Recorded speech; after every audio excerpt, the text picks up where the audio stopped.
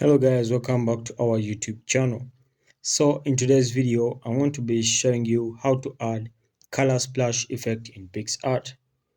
So open Picsart, then tap on the plus icon to start a new project.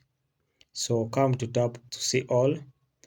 Then when you tap on see all, scroll down to choose a photo you want to edit. So I'm scrolling down. Right, so I'll select this photo over here. Okay, so I'll select this one there. So after selecting it, I'll come to effects. Then I come to colors here. Then I come to color splash over here. So I'll drag this to any direction I want. Then after that, I can come to adjust my color splash according to what I want. So I can adjust it according to that, or I can even reduce it. So if you want, you can adjust the grayscale or the sepia. Okay, so I'm adjusting the grayscale only. So after adjusting according to what I want, I can come to this tick over here. Then I save my image from here.